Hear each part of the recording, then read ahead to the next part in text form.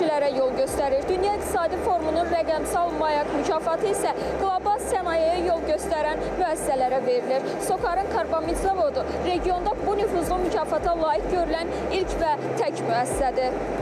SOCAR-ın karbamid zavodu 4-cü sənaye inqilabının gətirdiyi yeniliklərin qovşağında dayanır. Poladın süni zəka ilə birləşdiyi bu nöqtədə qabaqcıl texnologiyalar artıq gündəlik iş rejiminə çevrilib. Zavodda ümumilikdə 4-cü sənaye inqilabına uyğun olaraq 42 rəqəmsal və süni intellekt əsaslı həll tətbiq edilib. Rəqəmsallaşma ona görə ehtiyac yaranıb ki, ümumiyyətlə ətraf mühitdən təsirlənmələr və enerji səmərlərinin artırılması istiqamətində bu cür həllər bizə lazım idi və buna görə də bizdə Energy Network Optimization model dediyimiz, eyni zamanda proses, zavod dəyişənlər modeli dediyimiz, rəqəmsal əkiz modeli dediyimiz müxtəlif istiqamətdə bu cür rəqəmsal həllər işlənib, hazırlanıb zavodun özünə uyğun olaraq və bunlar bizə imkan verir ki, təbii qaz sərfiyyatını hər zaman minimumda saxlayaq və istehsalı hər zaman maksimumda saxlayaq və bu yolla da dayanıqlığı artıra bilək.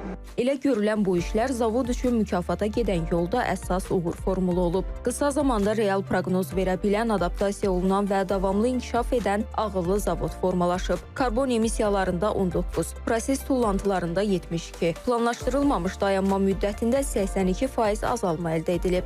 Bu proyektin icrası üçün SOCAR-ın bir sıra bölümləri birlikdə fəaliyyət göstərmişdir. Həm SOCAR-ın rəqəmsallaşma bölümü, həm istehsalat bölümü, həm Türkiyədəki mütəxəssislərimiz və digər bir sıra partnyor şirkətlərin cəlb olunması ilə biz karbamid zavodunda rəqəmsal mayak layihəsinin qalibi olmuşuq. Bu layihə 2 il ərzində icra olunmuşdur. 2023-cü il və 2024-cü illərdə foundation əsas təməllər və ondan sonra analitik həllərin tətbiqi ilə istismar gücünün yaxşılaşdırılması və xərclərin azaldılmasına nail olunmuşdur. Bu dövr ərzində bizim zavodun istehsal gücü 21%-dən çox artırılmışdır. İstehsalatdakı bu ciddi artım və qlobal rəqabətə davamlılıq birbaşa sistemin proqnozlaşdırma gücü ilə bağlıdır. Çünki burada qərarları artıq sadəcə insanlar deyil, həm də saniyələr içində milyonlarla ssenarini hesablaya bilən rəqəmsal beyin verir. Məqsəd ətraf mühitə təsirlərin azaldılması, emissiyaların azaldılması və eyni zamanda sağlam iş mühitinin yaradılması və dediyimiz kimi təbii resurslardan daha səmərəli istifadə edərək rəqabətli və analoji zavodlarla rəqabət apara biləcək bir müəssisə vəziyyətinə gəlməkdir.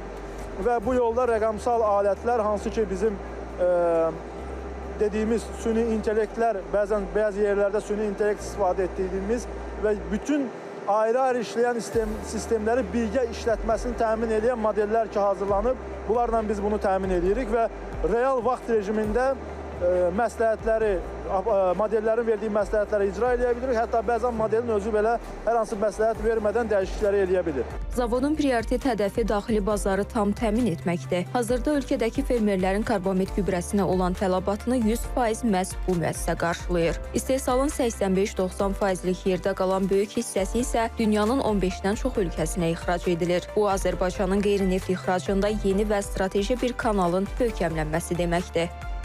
Davosdan minlərlə kilometr uzaqda olsaq da, bu zavodda tətbiq edilən süni intellekt və böyük verilənlər texnologiyası məhz orada qəbul edilən standartların nəticəsidir. Davosdakı müzakirələr nəzəriyyədirsə, bu nəhəng zavod həmin nəzəriyyənin real və rəqəmsal uğurlarıdır. Ləman Bayramlı, Ramiq Abbasov, İTV Xəbər.